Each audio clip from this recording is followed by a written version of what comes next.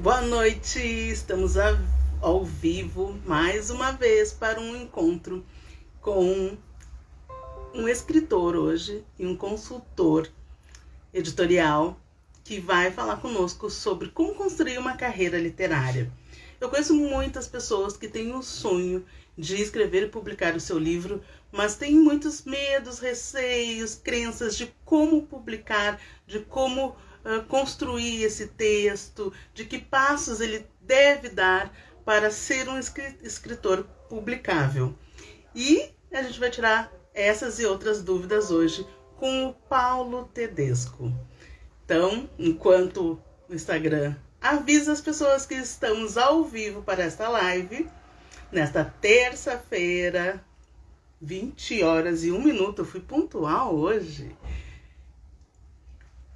Vamos convidar já o Paulo para participar e fazer as devidas apresentações.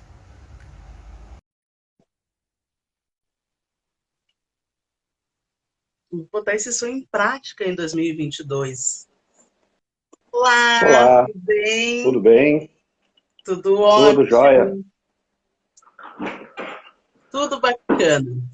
Então, Paulo, essa conversa de hoje é para a gente desmistificar um pouco esse processo, né, da construção da carreira literária.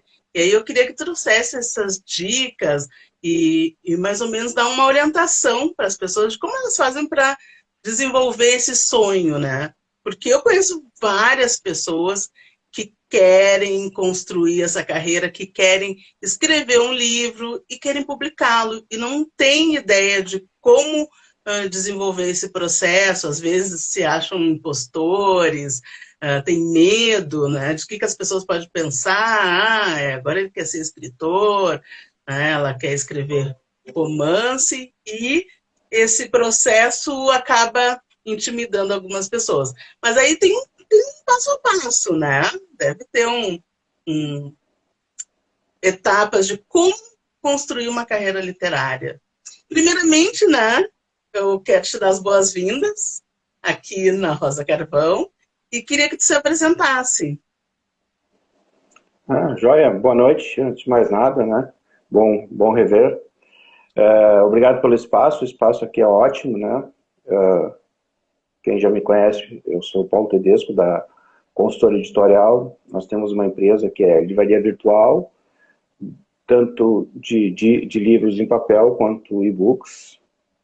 Eu também sou editor, que aí é a nossa parte é editora de autopublicação, que é o nosso forte hoje, nosso principal trabalho é auxiliar quem quer se autopublicar, quem quer bancar o próprio livro.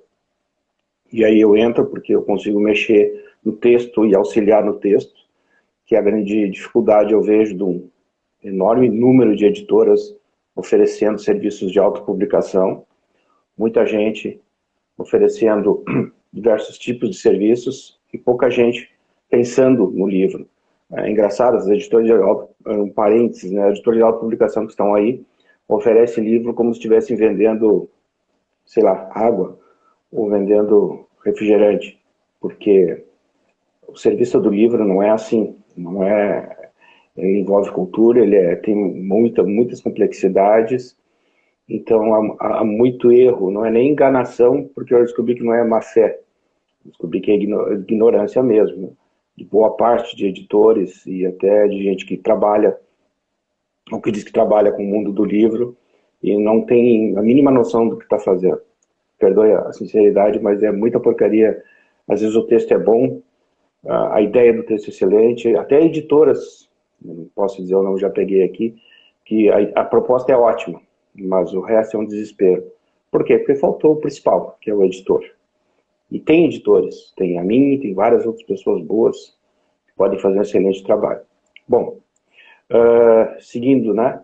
A gente tem essa editora consultoreditorial.com.br, você pode nos procurar ali, e tem também a face dos cursos. No momento eu estou parado, mas nós tivemos antes da pandemia muitos cursos, eu dei pelo SESC, em presencial, uma espécie de oficina, onde eu falava desde a história do livro, que é o que eu adoro falar sobre justamente o que eu falei há pouco, a importância do livro para as pessoas, quando entrarem na aventura do livro, terem a verdadeira dimensão do que estão mexendo. É E por bárbaro último...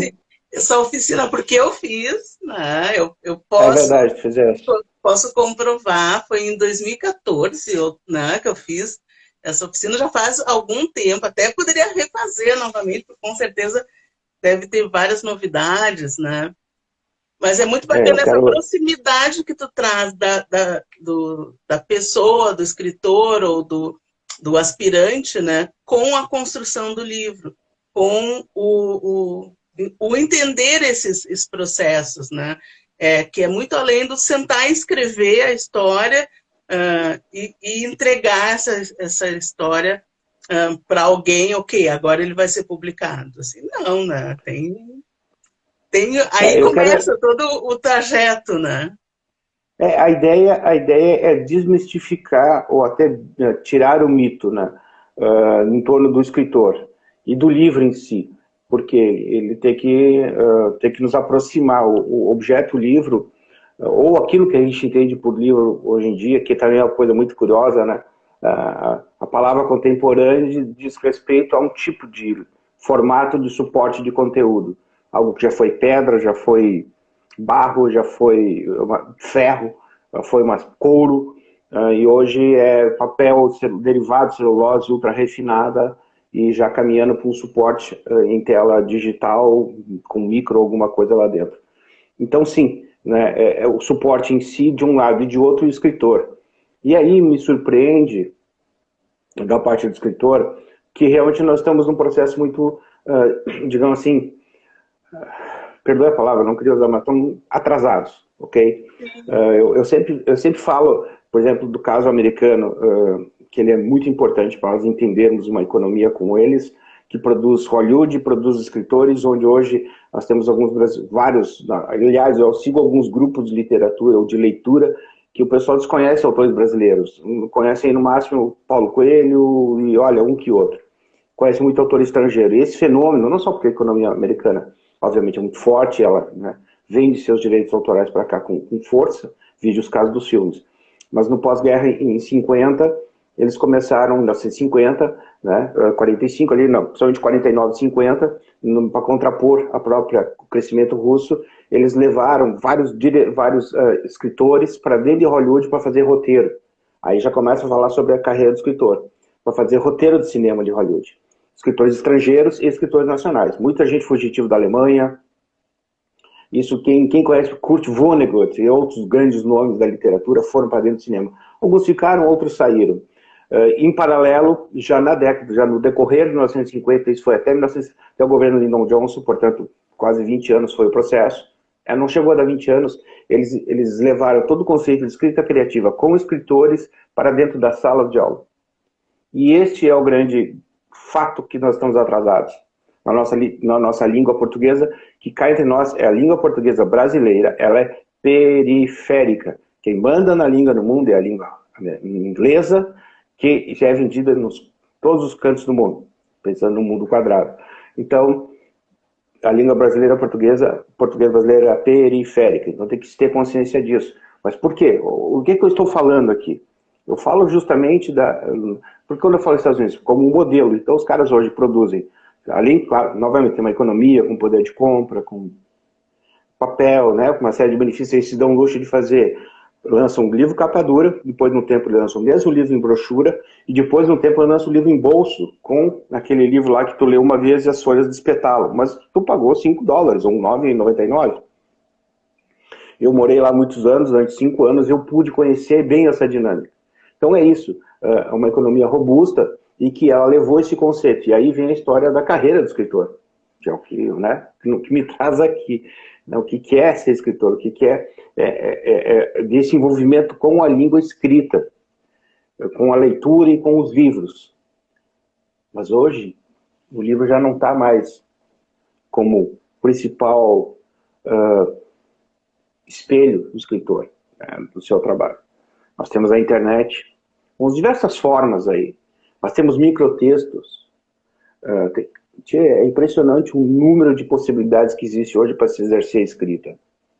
Então, antes nós falávamos... Eu acho super interessante essas possibilidades, porque acaba atraindo os públicos, né?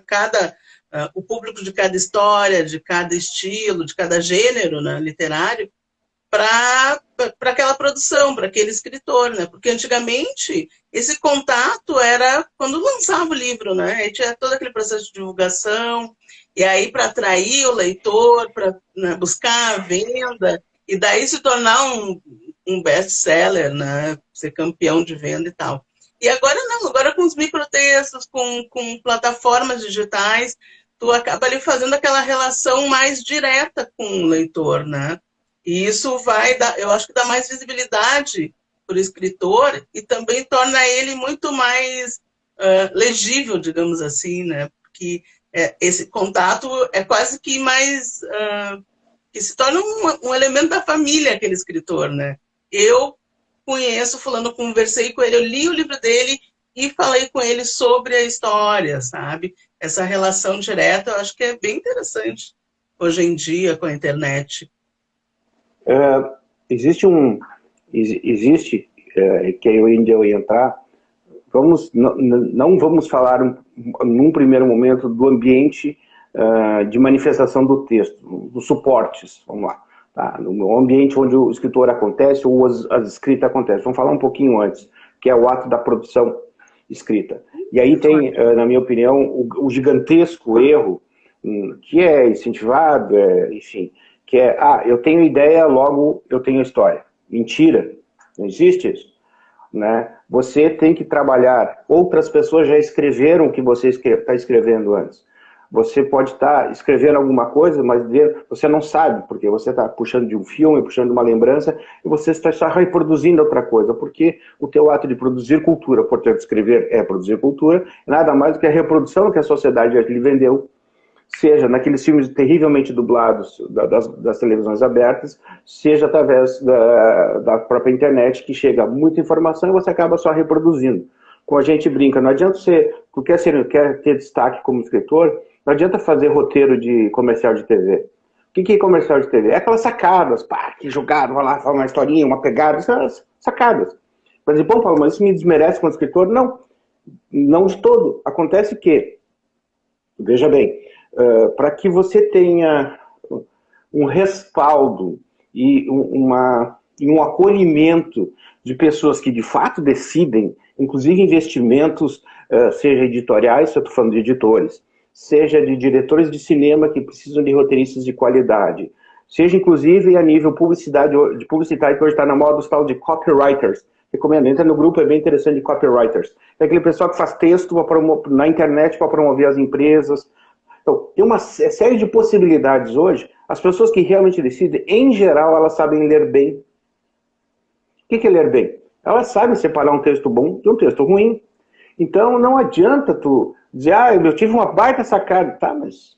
E tu sabe colocar no papel o que, o como e o quando. E eu, por exemplo, né, como editor, eu já boto o olho em primeira página de um livro, a gente já sabe. Isso vale para qualquer gênero. Então, assim, vamos trabalhar o texto, vamos preparar a retaguarda.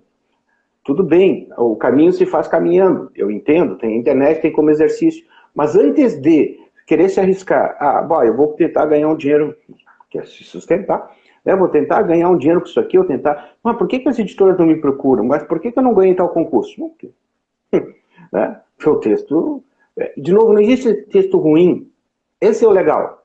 Não existe texto ruim, assim como não existe fala errada, fala com gíria, não fala errada. O que existe é texto mal escrito e fala equivocada na hora errada. Eu gosto de comparar essas duas coisas. Vamos falar do cotidiano primeiro, tá?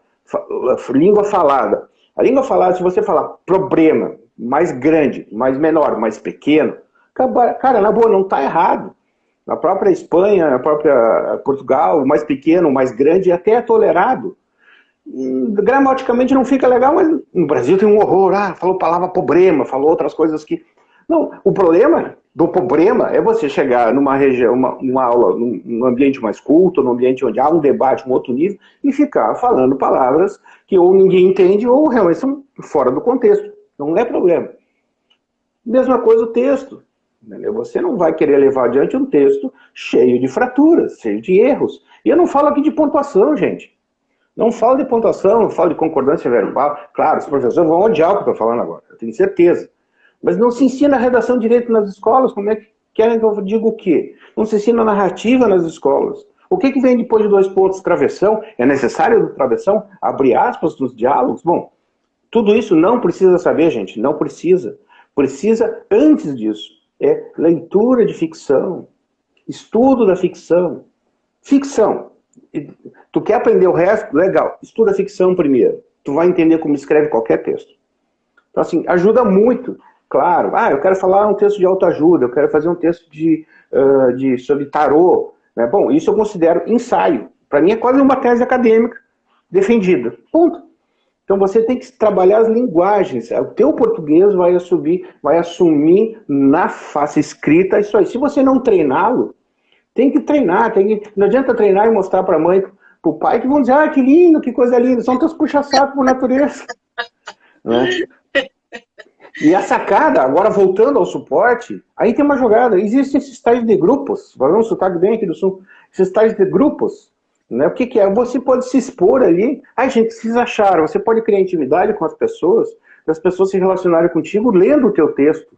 Vou dizer, cara, isso aqui ajeita aqui, ajeita. Seria melhor tu ler tal coisa. Enfim, escritas criativas com professores, Pedro Gonzaga, eu espero dar uma, mas tem vários professores bons. Não te deu bem com um, vai com o outro, Marcelo Spaldi, aqui no Sul, falou, me vinha não, mas tem N pessoas, a Leila Souza Teixeira, que foi minha excelente colega de escrita criativa com Charles Kiefer, ela é fantástica. Então, assim, é uma geração até nova de professores, e eles estão aí para passar isso. Então é isso, voltando à origem, núcleo duro, aprenda a escrever primeiro. Mas tem que escrever sem ego, ou dentro do limite, né? Mas que você tenha noção da tua situação, do que tu realmente é capaz de dizer.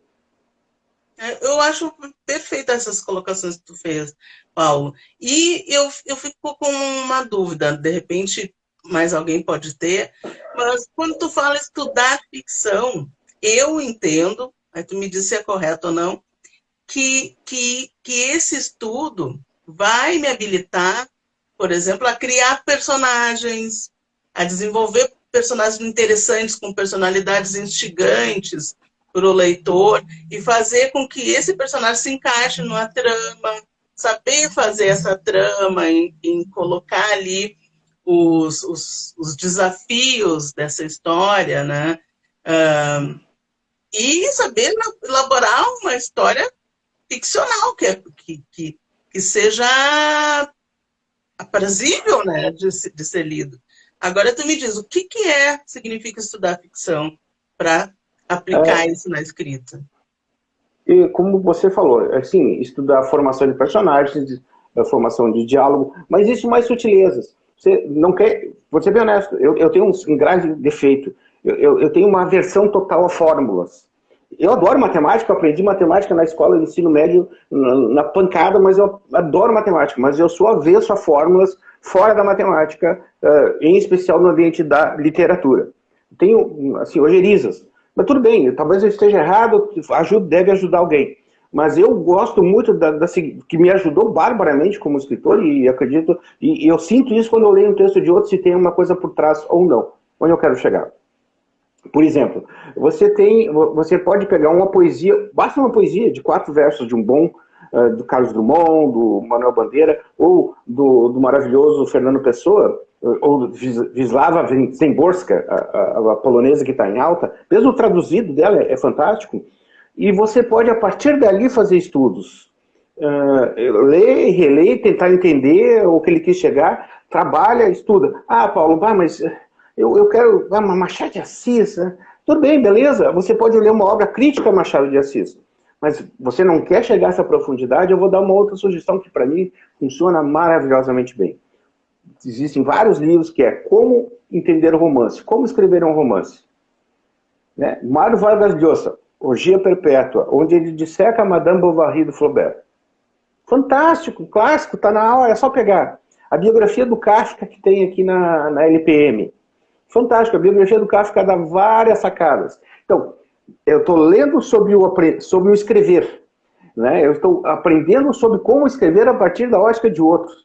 Ler entrevista com outros escritores. Não se deixe levar também, porque muitos... como qualquer artista, às vezes fica ali, contando historinha, que vai criar um mito, né? Não, tem aquela coisa mais prática do caso, olha, eu vou dar uma dica agora, isso eu aprendi numa oficina. Você nunca começa uma história, e depois você nem usa isso numa história. Acordei de manhã, o sol estava brilhando. Isso é clichê. Isso é clichê. É proibido usar. Ah, mas o cara é proibido. Não, use, esquece. Então, são dicas. Que algum professor vai pegar o teu texto e vai passar um X em cima. Não faz isso. Né? Então, assim, esse processo do que você deve escrever ou não deve escrever, na minha opinião, já é parte disso. Já é parte desse primeiro processo. E esse processo de leitura. E sim, é verdade, é um processo de amadurecimento. Não adianta, eu conheço casos de bons escritores nacionais. Eu descobri que eu tenho um pouquinho de TDAH, então por isso que eu não lembro de alguns dos nomes, né? Eu tenho dificuldade. Bom, tem um escritor que ele escrevia, tinha uma coluna na antiga revista Caras, que eu creio que não exista mais, que era a etimologia de palavras, explicava a origem das palavras. Essa figura, até eu conheci em um evento aqui em Porto Alegre, eu levei o livro para ele autografar, ele odiou, tu pegou esse livro para autografar, ele odiava aquele livro. Mas por que não? Isso é uma porcaria dele. Eu não sei como é que eu publiquei isso aqui. Mas aí está a sacada, porque todo escritor, e não é um nem dois, é a maioria, nunca acertou no primeiro gol, na primeira bola, no primeiro livro. Tirando Tolstói, tirando Dostoiévski, né? Bom, aí falando de deuses, né? É outra história. Dostoiévski, né? Gente pobre, o cara falar escrever gente pobre, de cara assim, com 23 anos na Rússia, czarista, né? Outros, não conta, né? Não vamos. Se tu nasceu, legal, bom para ti. Né? Mas não é o caso. Entendeu? Claro, detalhe, Dostoiévski, como escrevia muito e lia muito, ele certamente teve muitos escritos adolescentes, e quando chegou aos 23 já estava maduro literariamente, até porque era outra época. Isso é importante você entender. Você não nasce pronto. Há um processo de amadurecimento da escrita que tem às vezes a ver com o amadurecimento pessoal. Eu gosto de comentar uma coisa sempre assim. Quem está nos ouvindo e vendo, deve estar sabendo que, se lembrando daqueles gênios crianças, né, que são pianistas, né, esqueci o termo agora que se diz assim, são os pequenos gênios, são violinistas, são violoncelistas, flautistas, que tocam desde cedo 7 aninhos, 8 aninhos. Legal. Assim como existem crianças prodígio, né? O prodígio que entra numa televisão e parece que nasceu encenando. Tem 3 aninhos ali que está encenando, né? Cantando sonos. Vocês já pararam para se perguntar por que de todas as artes, a única que não tem prodígio é a literatura? Por que não tem criança poeta? Sim. Por que não tem um gênio de 10? Por que eles não fazem como é que esse programa na televisão aí de escolher o cantor, esqueço os nomes agora. Por quê? Não tem o escritor? Uau! Não! Porque escrever, gente, é amadurecer. Literária, escrita e pessoalmente. Vou dar um outro caso para mim, que é lapidar, que é fantástico. José Saramago, quem viu o filme, né, sobre o lado da cegueira, né, o mundo do lado da cegueira, enfim, tem outros livros dele, foi ter sucesso, foi começar a se candidatar a um Nobel depois dos 50 anos, que é a idade que eu tenho, não, 51, minha filha vai ficar brava se eu não assumir a idade. Então, assim, depois de 50 anos, mas por que, gente? E tem o contrário, tem gente, e alguns escritores aqui do Sul, que dos 25 aos 35, 40, produziram barbaramente, escreveram, e parou, cara. Parou. Né? O Faraco, muito conhecido, um dos melhores contistas brasileiros, admite, gente, ele compara muito com a sinuca, que é um esporte que ele gosta, gente, eu perdi a embocadura. Eu não consigo mais voltar para o conto como eu fiz no passado. E é verdade. Então, assim, ao contrário de qualquer outra arte, esses pequenos detalhes da arte da escrita são curiosos. Por que são curiosos? Não a título de exotismo, não. Esses detalhes da arte da escrita a gente tem que compreender como parte para não entrar em depressão. Não pode entrar em depressão porque eu ficava com ciúmes dos músicos que podiam fazer uma noite com a sua obra. Ficava a noite inteira tocando. Quem me dera poder exercer minha arte dessa maneira, viver da minha arte dessa maneira. Que fosse para ganhar R$50 no final da noite. Yes! Não. Não dá. Não dá. Eu desconfio que a arte plástica está no mesmo nível que nós, porque também criança, artista plástica pode fazer um figurativo ali, mas nunca vai conseguir, né, ter uma elevação dentro de uma instalação, por exemplo. Não vai conseguir, né, nem a nível de fotografia. E além de tudo isso, tem a questão dos gêneros, né?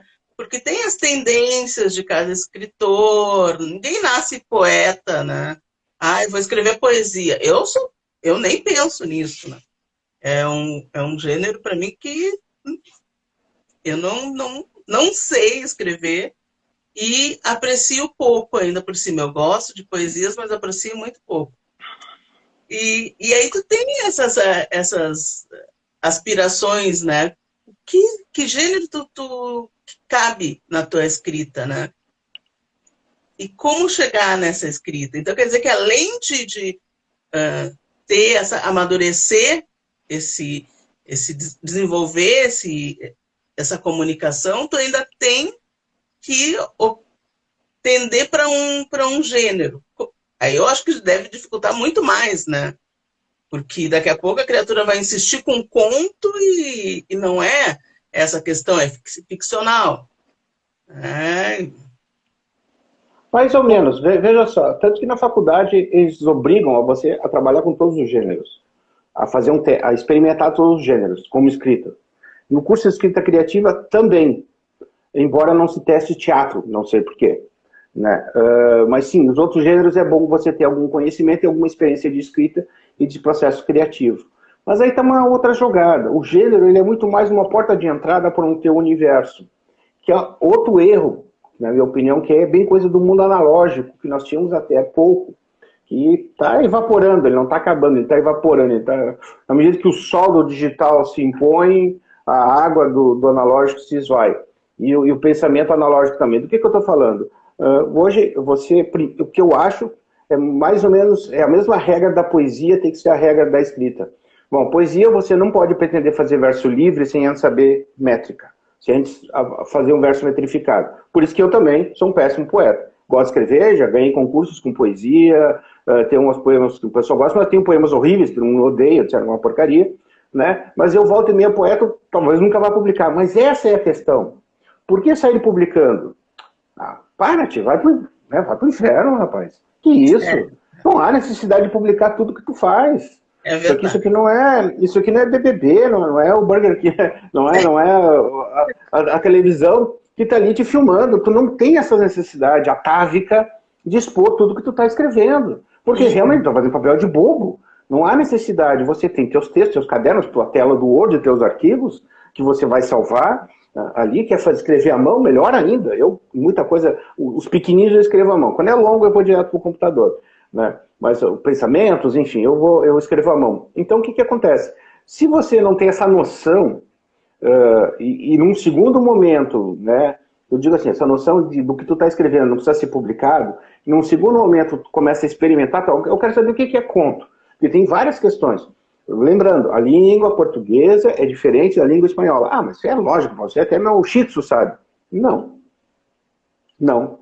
Por quê? Porque, inclusive, a metrificação do verso da língua portuguesa na poesia não é a mesma metrificação em outras línguas. O conceito do conto, nos Estados Unidos, em inglês, chama-se short tales. Em outros países, a nossa crônica não é reconhecida. O conceito de crônica. A crônica dizem que é um gênero estritamente brasileiro. Nos Estados Unidos não se chama romance, chama novel. Nós aqui chamamos novela ou conto longo. Então, assim, tem uma série de coisas que variam. Aí eu fico pensando, e em russo? Né? E em alemão? Né? Em francês? Que aí tem a questão dos essays, né? Dos ensaios, onde às vezes predomina no francês o ensaio, onde entra cortes filosóficos. Então, assim, aí, vamos radicalizar, vamos para a baixaria agora? Sai disso, vamos falar do quê? Dos gêneros comerciais, que ninguém separa, eu que estou separando. O que é um gênero comercial? Nos Estados Unidos se chama chick lit. O que é chick lit, caramba? Leitura para crianças, adolescentes. Chick, pré-adolescente e adolescente, literatura. Existe até como é que é? Hamish lit. Literatura para o pessoal da cultura da religião Hamish, os Amish, em português, né? Gente, eu tenho a lista, eu trouxe dos Estados Unidos um livro maravilhoso, né, impresso, né, maravilhoso, que tem uma lista de 10, 20, 30, 40 diferentes gêneros comerciais que são procurados lá. Ficção científica, que eles chamam de sci-fi, mas aí dentro do sci-fi já tem 2, 3 direções. Isso quase no Brasil não é reconhecido, gente. Aqui nós falamos infantil-juvenil, infantil, e olha, ali um romance de ficção. Não, no mundo do comercial, da literatura cotidiana, digamos assim, dos best-sellers, nós já estamos falando disso. E olha, na boa, não é porque tu escreve sci-fi que de repente o sci-fi não vai ser amanhã ou depois um clássico. E vamos falar em clássicos agora? George Orwell, 1984. Na minha época era considerado lixo, literariamente era um lixo. Ah, isso é outro best-seller, porcaria. Bom, eu nem vou dizer o que significa hoje. Aldous Huxley, outro lixo. Dizia, não sou eu que estou falando. O cara que escreveu O Senhor dos Anéis, tá? Aliás, eu conheci o Tolkien através do livro do Marillion, Silmarillion. Por causa que eu gostava da banda Marillion, que nem existe mais, né, de rock progressivo, lá nos idos dos 1990, final dos anos 80, 1990, eu tenho de guri, eu gostava daquilo, e aí que eu li o Silmarillion. E hoje o cara tá aí. Então, assim, você tem leituras e leituras. O bom livro, por exemplo, hoje, se as pessoas que estão nos vendo ou ouvindo, alguém conhece Sidney Sheldon? A maioria não deve conhecer. Aí tu quer entregar a idade de todo mundo aqui, né? J.M. Simmel, entendeu? Ou seja, eram best-sellers que pode até voltar algum dia, mas acho difícil que voltem. Né? A Amanda botou 3 carinhas sorrindo, assim, rindo, tipo, nada. Alguém conhece esse agora. Ou seja, isso eram best-sellers dos 80.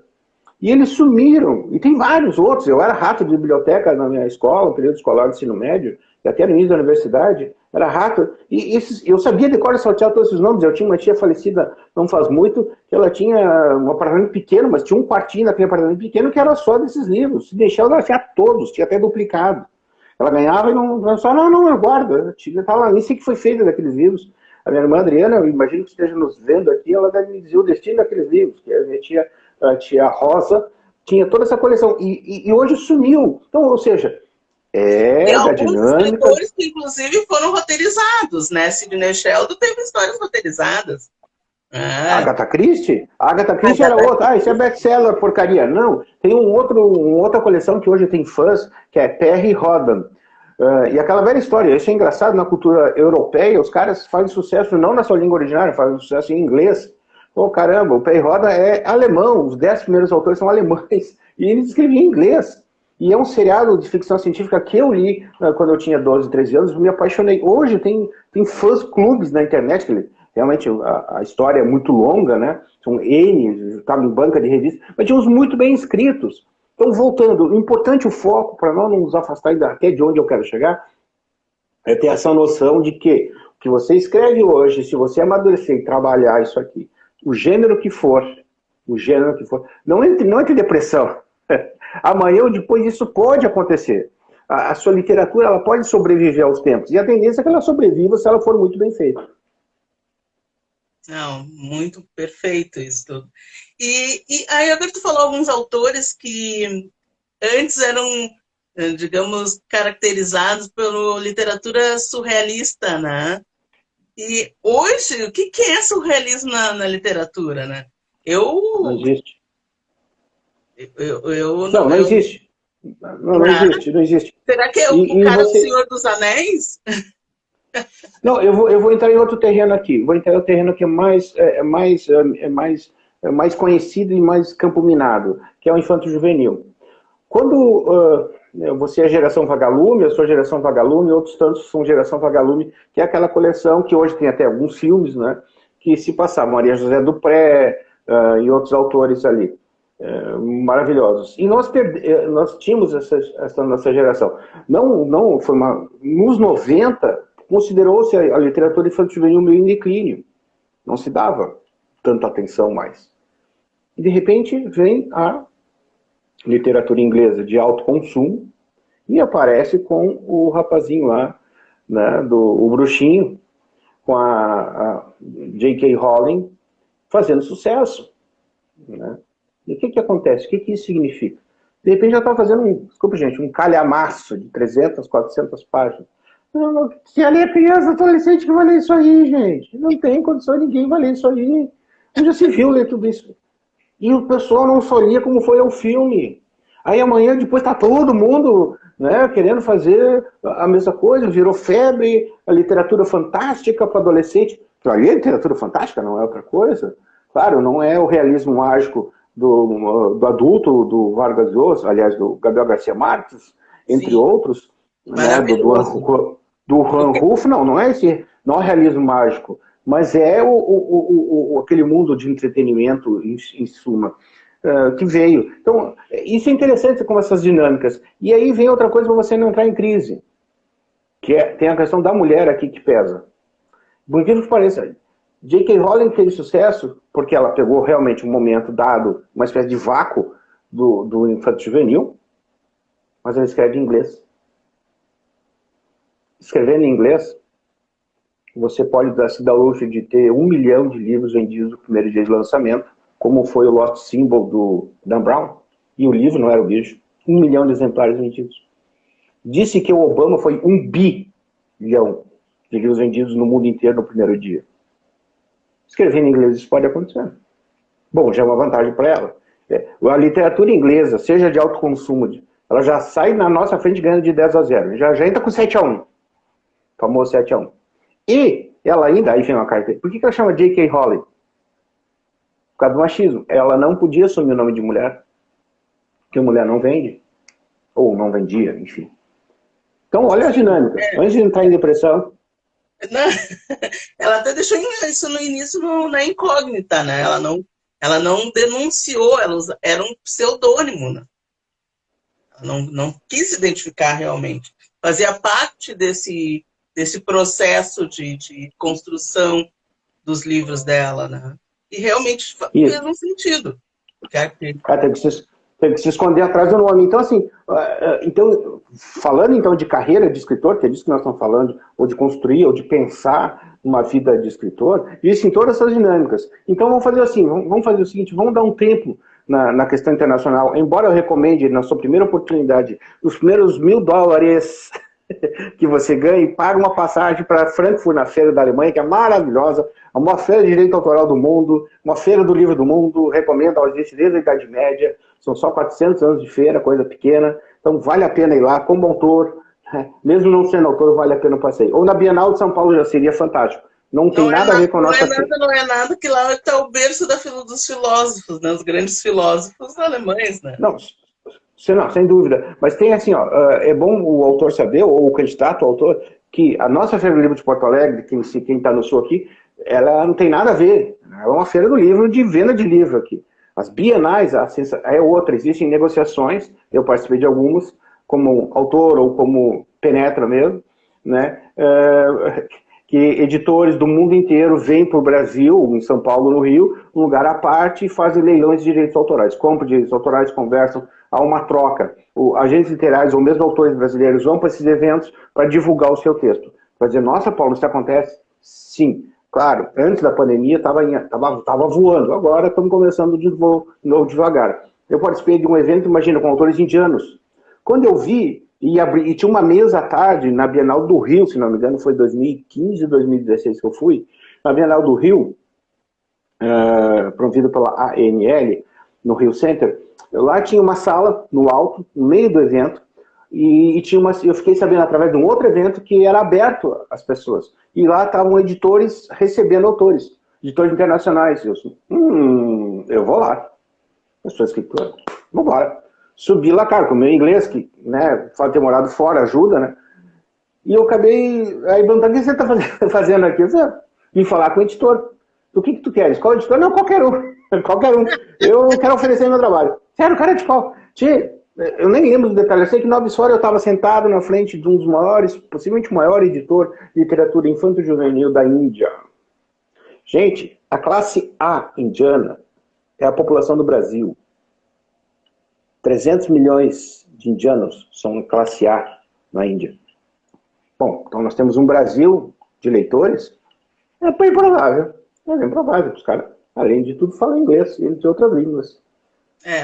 De repente, vender para a Índia é uma boa. Bom, aí é outra história. Tem pirataria, é outra história. Então, esses meshes existem. Falando em viver de escrita, tem essas coisas.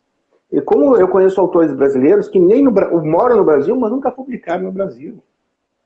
Publicam não publicam em outro país, publicam em dólares, publicam em euros. Né? Eles publicam porque cada país aí, cara... Aí a gente está falando de um aprendizado específico. Como funciona a troca de direitos autorais? O que é um agente literário? Eu dependo só do Brasil para viver? Bom, hoje com um e-book, né, ou mesmo impressão por demanda, que você pode subir só o teu arquivo na Ingram, nos Estados Unidos, e tu vai vender impresso lá, então quer dizer que eu não preciso mais exportar para os Estados Unidos? Não, não precisa. Você pode experimentar a tua carreira direto nos Estados Unidos. Não, mas eu quero falar com o público brasileiro. Bom, então prepare-se para a nossa realidade aqui, que é a questão da literatura infantil. Esta visão, tu se lembra do curso? Eu sou chato com isso. Tem que ter uma visão global. Não adianta querer entrar na festa sem nem conhecer o porteiro.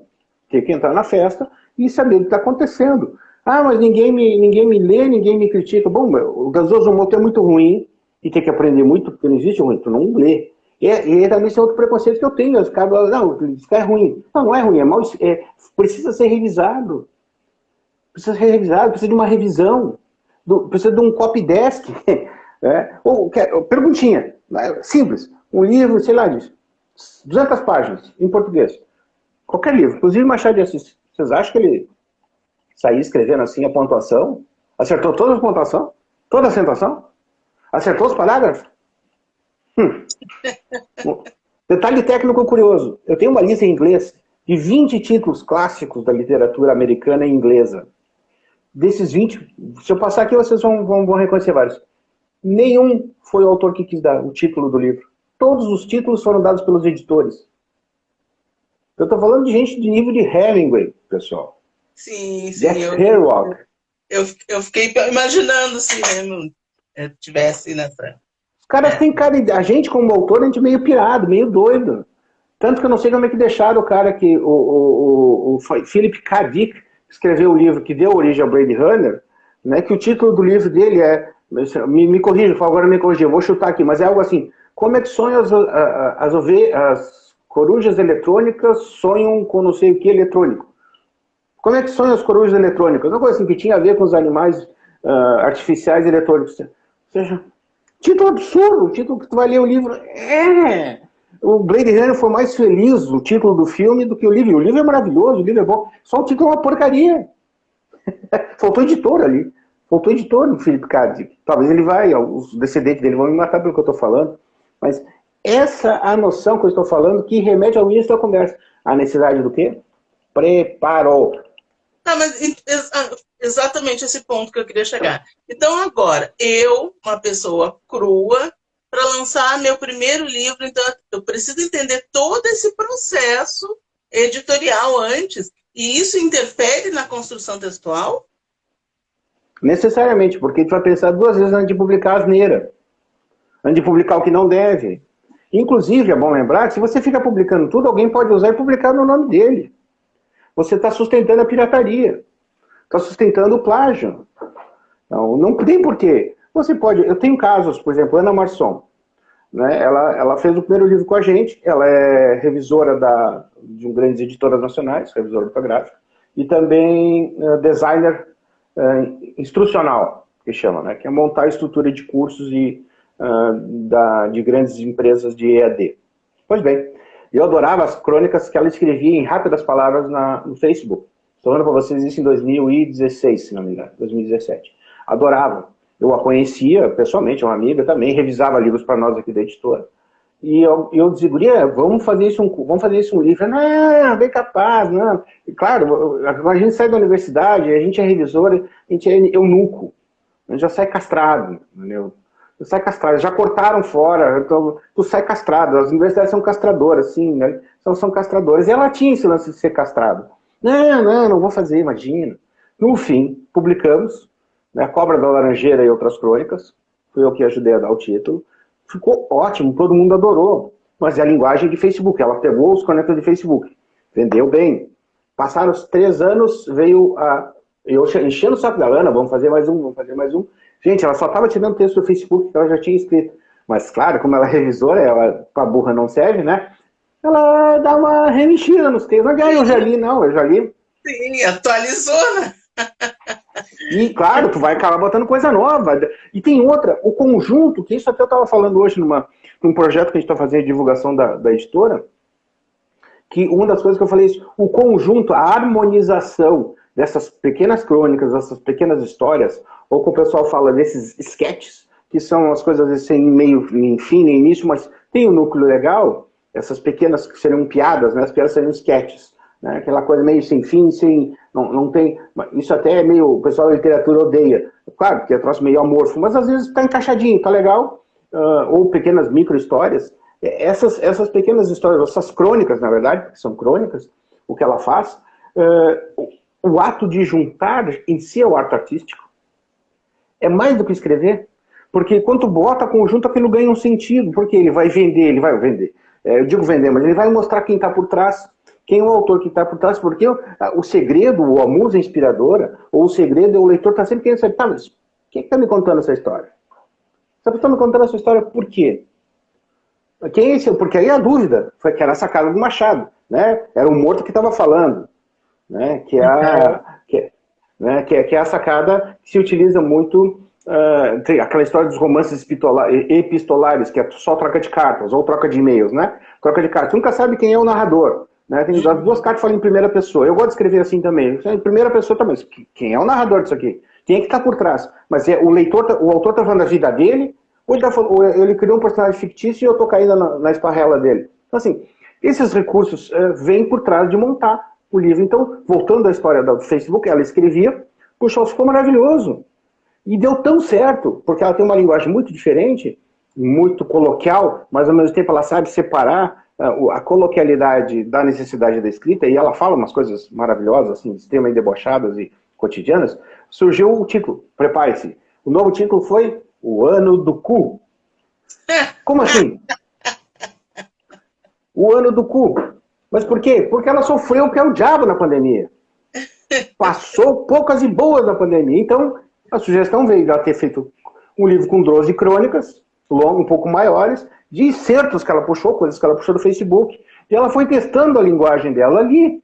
E o Ano do Cu nasceu e teve aqui em Porto Alegre, alta receptividade. Ela bancou o livro, fez todo ele por conta. Claro, eu dei várias dicas, faz essa criação. Aí a Kátia Sumo fez a capa dela, gente. Kátia Sumo, nosso ícone da geração de 90, fez a capa dela. Isso aí, né, todo mundo ali. A Kátia Sumo não é editora, a Kátia Sumo ela é jornalista, radialista de primeiríssima. Ela criou a capa, porque ela gostou tanto do livro da guria, do PDF, que ela não... Me inspirei. Falei, criou uma capa. E a capa é hoje do livro impresso. Tá entendendo o processo? Isso as pessoas têm que entender. Eu quero ser escritor, mas existe uma maratona, existe uma série de experiências que você vai cultivando, vai amadurecendo com o tempo. Então, você querer atravessar na avenida e antes do seu tempo querer se publicar, e eu tenho vários casos que é o mais comum, é o frustrado, né? O cara escreve às vezes um livro, faz um esforço danado, escreve um livro, né? E morreu. Ele é escritor o resto da vida, porque ele acabou publicando um livro. Talvez esse livro vai ser reconhecido adiante, talvez ele vai desaparecer. Mas isso também tem que se levar. Não entre em depressão por isso. Faz parte da vida. Assim como tu um dia no ensino médio, tu foi lá e fez uma apresentação de teatro, né? Assim como na faculdade tu foi lá e fez uma besteira enorme, ou uma coisa muito legal, fez uma coisa fantástica, né? Nunca mais vai repetir aquilo, né? Acabou. É da vida. Agora, o ser escritor, e aí tem uma coisa que eu acho legal. É você exercitar a escrita. Para viver, para se relacionar com o mundo. Sim, isso eu descobri, eu já tinha essa sensação durante boa parte da minha vida, mas dos meus 30 anos em diante eu descobri que, cara, eu preciso disso. Para mim... Para mim, a construção textual é isso, né? É usar a palavra como relacionamento com as pessoas no dia a dia, com o mundo. É levantar os meus valores, as minhas bandeiras e colocar ali na escrita e potencializar isso, né? Mas assim, esse processo de colocar ali tem a ver, de novo, não há necessidade de publicar, né? Claro, você quer tornar público. O que é publicar? Uma palavra, esquece de botar em papel, é tornar público. Talvez se fosse melhor falar em português, tornar público do que publicar. Que é a mesma coisa, né? Tornar público. Tu quer que todo mundo leia? Cara, tenta melhorar um pouquinho, sabe? Cuida, tem um pouquinho de cautela. Eu quero experimentar, mas não experimenta. Tu troca roupa, tu vai comprar roupa, tu manda só no shopping para ver o que tá experimentando? Não. Quando tu faz uma comida nova, tu chama toda a vizinhança e tua mãe para comer. Tua mãe, aliás, é a última que tu vai mostrar a comida, né? É a última. Depois de 10 vezes tu feito o prato, aí tu vai, talvez eu vou chamar a mãe, talvez. A minha Agora tu vai fazer... era a última opção, porque ela já chegava ali, chegava detonando, ela né, passava por cima. Aí, por que a escrita vai ser diferente? Sabe por que a escrita vai ser diferente? Porque tu caiu no conto do vigário. Tu caiu no conto do penso, escrevo, logo eu faço sucesso, logo eu existo. Que é a tríade do mundo do sucesso mágico, da falsidade do sistema. O sistema diz, você teve a ideia que o sistema nos vem disso, né? Seja em novelas da Globo, seja em filmes de Hollywood. Eu tive uma ideia boa, essa ideia me gerou sucesso.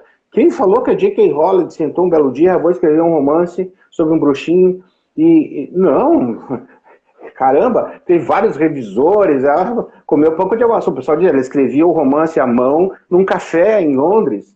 Então, assim, voltando, vai ver a experiência de outros escritores. Pô, a Agatha Christie, ela foi uma gigante. Porque a Agatha Christie, o que essa mulher passou, gente? Ela foi, todo mundo diz aquele episódio que ela foi morar no deserto, foi pro Egito, aí ela escreveu a morte no Nilo.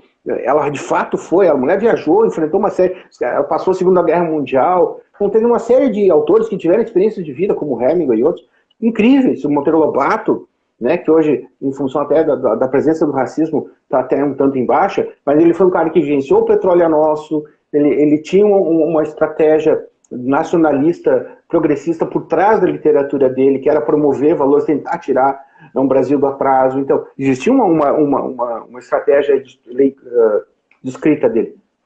E isso não adianta, a gente precisa dessas coisas que levem adiante. E aí a escrita ela passa a ser nada mais, na minha opinião, né? A literatura, vamos falar assim, ela passa a ser um resultado. O erro é quando tu inverte a mão. Que diz o Charles Kiefer, que é o meu grande mestre na escrita. Quando você deixa de ser escritor e vira autor, ele brinca com isso. Em tese é a mesma coisa, mas o autor é aquele cara que está preocupado em escrever e não em pensar. O escritor é o contrário, o escritor está pensando em pensar para preparar a melhor escrita, para aí vender o seu texto e também, vou virar autor, legal, tá, vendeu, tá, que bom, pô, que joia, pô, queria ganhar. Mas se você não preparar a escrita, e se me permitir, eu não sei como é que está o tempo, rapidinho, acho que contar um case para mim que tá pensando nisso adentro, eu ia começar pelo case dele, que para mim hoje é o espelho contemporâneo do que a gente está vivendo. Samir Machado de Machado. Se alguém o conhece aqui, por favor, diz para ele que eu falei dele. Publicitário, fez a capa do meu primeiro livro de contos, é do movimento LGBT, é um lutador, 10 anos de diferença de mim, certamente, a menos, talvez mais até. Escreveu o primeiro livro lá pela editora Dublinense. Escreveu o segundo livro. Estudou, batalhou, acho que fez pós também. Já era da área de marketing, né? De criação. Fez a área de... Estudou, acho que foi com o Machado lá com o Assis Brasil. Enfim, para mim isso não importa tanto. Gente, ele escreveu Tupinilândia e por um outro livro, onde ele foi coautor, agora ele acabou de ganhar o Jabuti. Só que ele está fazendo o quê? Ele está com os próximos 2 anos ocupado já de projetos literários que encomendaram para ele. Só isso. Está vivendo disso já fazem anos. Mas por quê? Ele conseguiu acertar a mão na escrita, no texto. O primeiro livro dele, se não me engano, que é Homens Elegantes, não, Homens Elegantes é o segundo. Tem um anterior, que era o anterior do Pinilândia, ele pegou o ônibus, foi lá para a colônia de Sacramento, no Uruguai, pesquisou como é que era o sítio, que é um sítio arqueológico, né, tem muita coisa antiga, e baseou dele, se não me engano, foi o cerco de Sacramento pelos índios e pelos espanhóis, um romance lá. Pesquisou, voltou, escreveu o livro, e foi esse livro que trouxe. Depois, se não me engano, ele cavou dinheiro, esse cara não nasceu em berço de ouro, por isso que eu digo um batalhador. Se não me engano, ele cavou dinheiro e foi para a Europa pesquisar sobre a questão, sobre o vestimento dos homens, surgimento da elegância, da moda masculina, mas escreveu um romance que é Homens Elegantes. Hoje ele tem agente literário, está traduzindo o livro de inglês, tem editoras encomendando o livro para ele, isso é outra coisa que a gente pode viver sim, de tradução. Pedro Gonzaga vivia uma época, a LPM encomendava a todos. Eu tenho a Denise Botman, que é outra grande tradutora, ela não quer ser escritora, nunca nem intencionou, mas podia ser. Ela é uma das principais tradutoras de inglês do Brasil, Ela só traduziu Virginia Woolf. Pouca coisa, né? Só traduziu, né, Ao Farol, to the Lighthouse. Ela traduziu Virginia Woolf. Então, assim, o escritor ele faz isso. E ele tem projetos encomendados. E aí está a sacada. Você acha que o Picasso não conta, mas vários outros grandes pintores pintavam porque eles tinham um insight? Nada. O pessoal encomendava. Eles se sustentavam com os pedidos, com as encomendas, né? E aí está a sacada. Às vezes o editor vai chegar, vem cá, eu estou precisando de um livro sobre tal assunto, vamos, chuta aqui, ano que vem. No passado eu tinha lá os 500 anos do Brasil, né? No ano que vem, tá a epidemia, estou precisando fazer um texto, o que tu acha? Tu abraça? Não, é meu, eu tenho já essa ideia. Então, essa coisa aqui, claro, os primeiros livros tem que sair da tua cachola mesmo, não tem saída, né? Mas a tendência, quando nós tínhamos, o conto estava em alta, e agora o conto não tanto em baixa, mas o conto argentino não dava muito alta. Então o cara que sabia traduzir do espanhol Cortázar, Jorge Luiz Borges e outros, estava feito, tinha trabalho aos montes.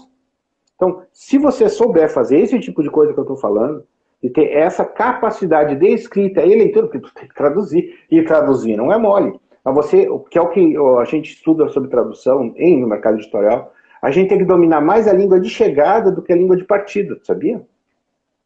Você pode ler bem em inglês, mas você tem que ler melhor ainda em português. Então, se você domina o inglês, né, e a Denise bota na internet, vamos falar com ela. Ela usa a internet, ela é bem sem vergonha, eu mexo com ela. Ela é bem sem vergonha, sabe por quê? Ela tem uma dúvida de uma palavra. Imagina, esses tempos atrás ela estava traduzindo um livro sobre beisebol para o Brasil. Gente, beisebol. Como assim? Não, ela traduz Shakespeare, traduz Virginia Woolf, fica traduzindo um livro de beisebol.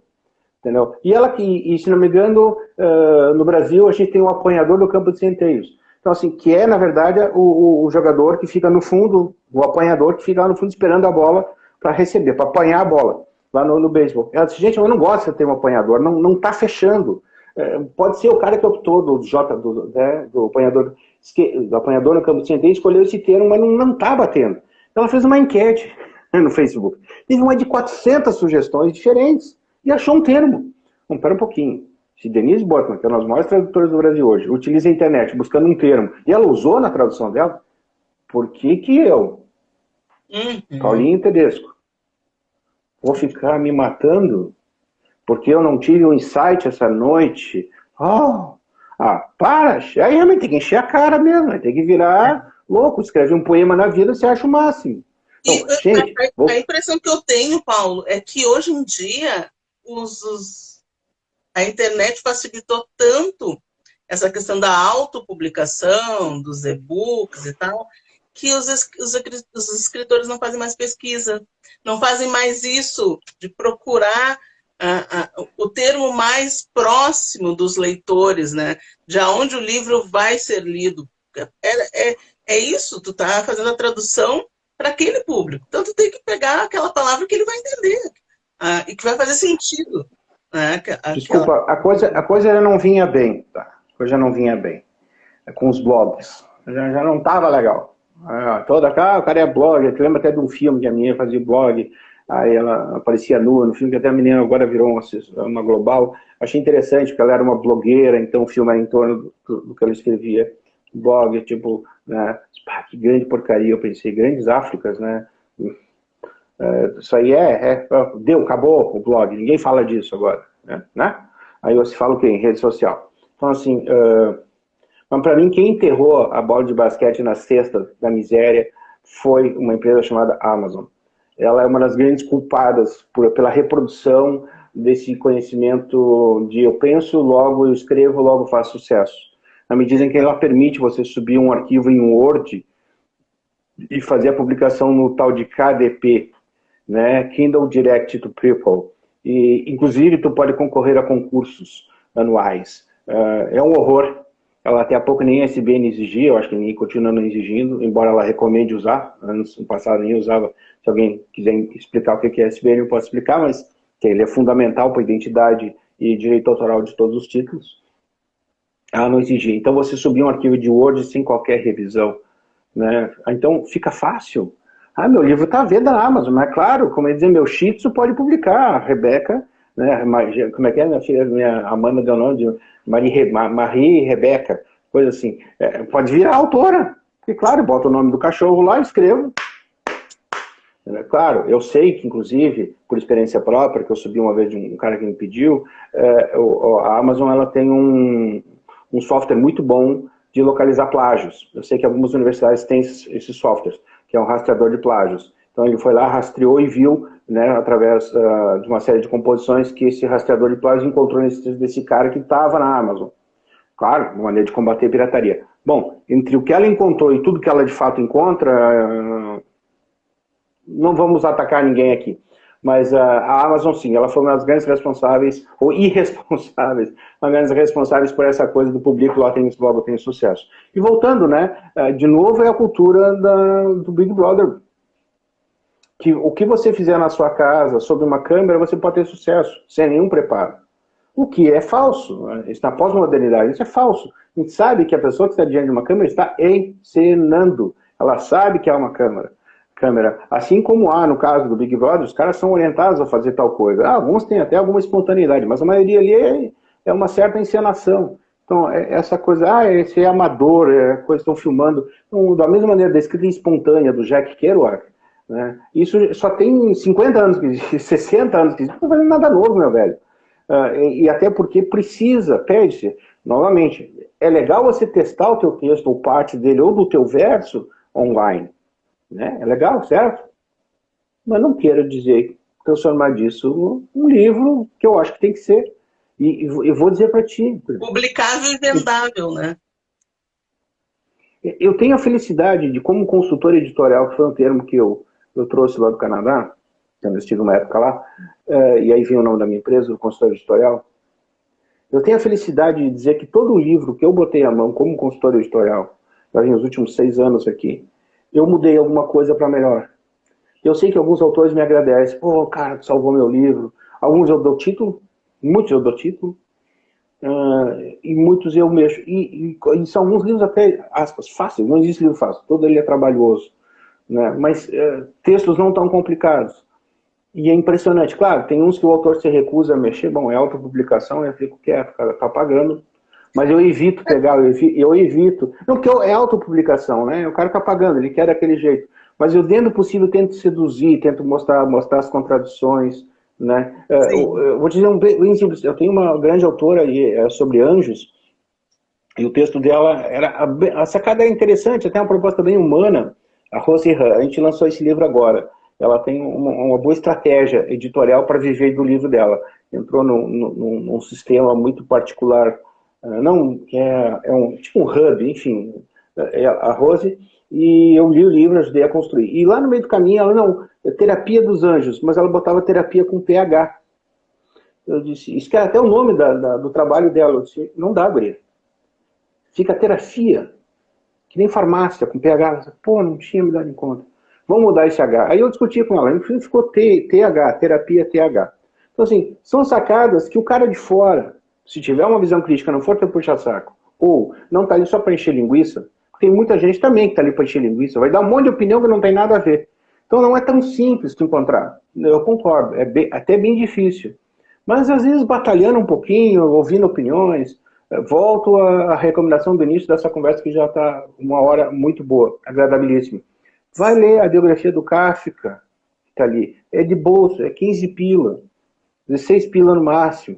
Kafka ele não publicava nada. Diz que ele mandou queimar todos os escritos dele quando ele morreu, e não queimaram, porque ele era muito chato, muito exigente. Ele lia para os amigos, virava à noite lendo os seus textos para os amigos, e no final da noite, se eles gostassem do texto, ele levava adiante, se não gostasse, ele queimava mesmo. Então, assim, tem vários casos disso. Philip Roth, gente, não é o Celso Roth, tá? Não é o treinador de futebol, é o Philip Roth. Tá? Philip Roth tem uma entrevista muito boa que ele diz assim, eu tenho essa entrevista, as primeiras 100 páginas que eu escrevo de todos os romances que ele tem, sei lá, 20, 30 romances, ele se aposentou agora, tem uns 3 anos que se aposentou, ele é um escritor americano, ele joga fora. Entre a verdade, entre o fato que ele está dizendo, né, que é ser verdade, e de fato queima fora, e ser pelo menos só um jogo de cena, eu prefiro a primeira, eu prefiro que ele diga isso para si, gente, eu trabalho muito, eu posso fazer né, poucas páginas no final, mas eu queimei muito fosfato antes. Muita gente leu, muita gente opinou sobre o texto dele. Então, resumindo a nossa conversa, quer ser escritor? Escreva, mas estude. Eu acho que essa questão da humildade do escritor é uma coisa que tem que ser vitalício, né? Para poder ter esse processo evolutivo. E eu Você fico não pode querer se imaginando, comparar assim, com o escritor da língua inglesa. Só te cortar, você não pode comparar com o escritor da língua inglesa. Esse é o erro. Entendeu? Eu li tal e tal, mas peraí, tu leu uma tradução, cara. Entendeu? Você não pode pensar na escola inglesa, você não tem nem noção. Você vai publicar, você não pode escrever um assunto do qual tu não vai ser lido. Você tem eu tô lendo, não, peraí, vamos entender o que é escrito em português para brasileiros. É isso. Perdão. muito legal. Falamos tudo, na verdade, né? Do desenvolvimento da escrita, do texto, do mercado editorial e como a gente potencializa essa comercialização, né? No processo todo. Foi perfeito, essa conversa foi ótima e cheia de exemplos e dicas de escritores. Adorei, adorei. Foi super bacana. Paulo, muito obrigada por ter compartilhado esse momento conosco, esse conhecimento e essas dicas. E eu queria que tu deixasse teus contatos, né? Bom, E se alguém quiser perguntar saudades. alguma coisa nesse meio tempo, né, quiser escrever aqui, eu respondo com o maior prazer. Né, vamos lá, tu também pode ajudar aí na resposta. Mas é o editora www.editoraconsultoraeditorial.com, sem o br.com, fácil me localizar, ou bota ali Paulo Tedesco no próprio Google ou no Facebook. Felizmente eu tenho um bom ranqueamento, porque foi muitos anos mexendo com isso aqui, né? Então isso tem me ajudado muito a dar essas respostas. O que eu não faço hoje, avisando, é ler, de graça. Eu leio caro. Aliás, eu nem leio. Eu faço um projeto e digo quanto vale um projeto inteiro. Porque aí é outra jogada. O leitor crítico. Bom, eu tenho leitores críticos. Se tu quer um leitor crítico, eu te consigo. Não quero uma pessoa que leia e acabe com a minha raça. Beleza, eu te consigo. Mas não vai chorar depois. Né? Eu consigo. Vai pagar por lauda. É caro. Depois, né? Eu tenho que reescrever? Inclusive, o pessoal que trabalha comigo, eu tenho 3 pessoas que trabalham comigo, a gente sempre faz um trabalho de copydesk. O que é o copydesk? Quem trabalha em jornal sabe. Né? Eu reescrevo, a gente reescreve uma frase, olha, seria melhor usar isso aqui do que aquilo outro. Eu sou um que na hora que escrevo eu misturo tu com você, né? É besteira minha, então eu tenho que ter a minha revisora fica louca comigo, Paulo, tu é metido escritor, eu misturo tu com você, às vezes eu misturo, eu tenho que arrumar isso, é doença mesmo, então, ou problema de leitura. Então, assim, são coisas que quem está de fora vai ajudar a corrigir. Então, às vezes não é só o leitor crítico, é o leitor copydesk, que ele vai já dar dicas, vai marcar em vermelho. Gente, aprenda a usar o revisor do Word. Não custa nada, tá lá, tem revisão, tá ali em cima, assim, aqui, ó, o dedinho aqui no alto, ó, no alto, à direita ali, revisor, tá? Clica ali e marca. Gente, é maravilhoso, é um recurso perfeito, ele marca em vermelho. Tem mensagem. O PDF, a gente pode fazer balãozinho, a gente pode marcar, faz o balãozinho e escreve a tua crítica ali. Nossa, a palavra está errada. Isso é maravilhoso. É uma dificuldade que não vai acreditar. Eu tenho enorme aqui. Porque da mesma maneira que eu tenho autores que escrevem dentro do Google Drive e conversam comigo, eu vou falando e já vai alterando o texto, ou seja, aquela gurizada a milhão, né? Eu tenho uma autora que escreveu todo o livro dela no celular, entre a faculdade, entre a casa e a faculdade. Ela ia para a faculdade de artes cênicas na Unicamp, em São Paulo, escrevia o romance dela e falava comigo ao mesmo tempo. Não existe, a gente assim, não existe, é outro planeta. Mas eu tenho aquela pessoa que não sabe nem abrir o Word, que escreve só no corpo do e-mail. Então, assim, vai aprender esses recursos. Outra dica, esquece o revisor do Word. Esquece, deleta. Tudo que o revisor disser, em tese, está errado. Tá? O revisor do Word não é dos melhores. Tá? Ele não ajuda muito. Ele pode ajudar uma pontuaçãozinha ali agora. Muita coisa, até melhoraram. Um tempo atrás era muito pior. Gente, eu comecei... Mas eu vou dizer, com a qualidade da linguística de alguns escritores, eu acho que o revisor do Word como tu diz, tá, já vai eliminar 50% de erros ali, não, né? Sem dúvida, não, ele acaba Tem uma discussão assim, um amigo meu disse, mas vocês já experimentaram fazer um teste como é que ficaria a escrita hoje sem o revisor de Word? Né? E realmente, ele tem algumas sacadas. Porque se você pegar livros mais antigos, década de 50, 60, ou nem tão antigos assim, você vai ver alguns erros lá, né? Erro de digitação. Então, gente, nós fizemos, você deve ter feito, eu fiz curso de datilografia, né? Porque eu achava, desde que eu queria ser escritor, então eu tinha que fazer curso de datilografia. E como eu sou um desastre em termos de habilidades manuais, eu sofri muito, mas passei com nota máxima na faculdade, no Senac, em Caxias do Sul, e fazia, aliás, meu teclado não tinha números, só tinha cores, então a gente tinha que saber pelas cores, né, nem letras. Então assim, a máquina de datilografia apresentava erros e ia, no final o livro aparecia erros. Hoje você pode apagar sem usar o Errorex, não precisa apagar ali, usar borrachinha, gilete para apagar. Né? Hoje a gente não precisa mais. Então assim, são recursos maravilhosos que facilitaram muito que o erro se perpetue. Mas, novamente, não custa aprender certas coisas básicas. Desculpa, mas esse é o ponto. Tudo que eu falei aqui, tá, tem coisas que realmente você demora para se aprofundar. Mas a maioria das coisas são básicas. Você tem que ter, no mínimo, a noção. Não queira entrar dançar essa dança que, às vezes, tem gente profissional dançando, porque, em tese, todos sabemos escrever. Mas nem todos somos escritores. Podemos vir a ser. Então, porque todo mundo sabe escrever, então todo mundo sabe falar, todo mundo é cantor? É a mesma lógica. Bom, então eu vou estudar, vou aprimorar minha voz, sabe, preparar. Sabe que tem gente que tem, nem digo câncer, eu digo calos na garganta, já ouviu falar disso? Gente Sim. que aprendeu a cantar e nunca preparou a voz e foi lá e... aquela menina Adele foi uma que foi vítima disso, se não me engano. Né? A Adele foi uma que cantava, tipo, cantora de banheiro, fez sucesso, sei lá, teve alguma trilha, mas nunca preparou a voz. Aí estourou, ficou 2, 3 anos fora do ar, porque estourou as cordas vocais. E aí? Tem gente que estoura a corda vocal para sempre. Aquela Marina Lima foi uma. Se bem que ela é outra geração, outra história. Mas se um músico, um pianista, eu tinha uma avó, pianista, ela não pegava num copo. Ela não pegava num copo. Era o marido que dava para ela, às vezes na boca. Ela evitava, um dia de apresentação, que era pianista profissional, de apresentação de espetáculo, do piano dela, ela não pegava num copo para beber água. Era um exagero? Era, mas dava certo, porque os dedos dela fluíam no piano. Bom, se o pianista tem toda essa preocupação com suas mãos, por que o escritor não vai ter preocupação com a sua escrita? O seu texto, exato, é verdade. Com a sua língua. Deveria ter. E deve ter, né? Só que eu acho que a internet agora, com os novos escritores contemporâneos, né? Para isso que existe nós. Para aterrorizar. Os consultores editoriais, os editores. Vocês querem ver terrorismo online? Deus o livre, americano, eu odeio esse termo. Vocês querem ver terrorismo online? Leia minha coluna no Publish News. Tá? publishnews.com.br, onde tem as novidades do mercado editorial. É maravilhoso, eu escrevo uma vez por mês. É o único, o principal site de notícias editoriais do Brasil. É fantástico. E eu escrevo ali. Já disseram que eu escrevo difícil. Pô, mas se eu estou escrevendo para editores e escritores, teoricamente eu não posso escrever fácil, eu tenho que escrever pancada. Enfim. Então, assim, leiam. Ali tem bastante dicas também. Repete o endereço, por favor, Paulo. www.publishnews.com.br. Por que Publish News? Vamos lá.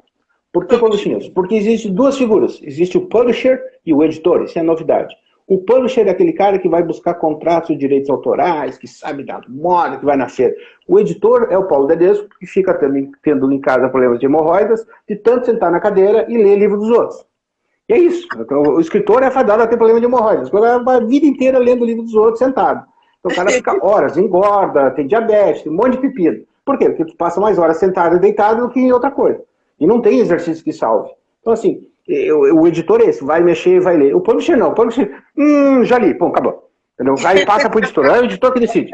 Então, o Publish News, o que é? Páginas e deu, já sabe o resto, né? Deu, já foi longe.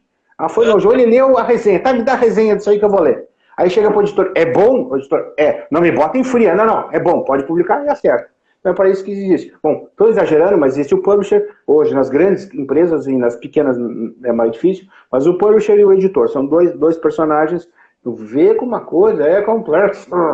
É isso. Muito obrigado. Desculpa. Obrigada, Paulo. Já entrou a minha contra-regra aqui. Valeu. Valeu. Obrigado, gente. Até mais. Tchau. Até, tchau.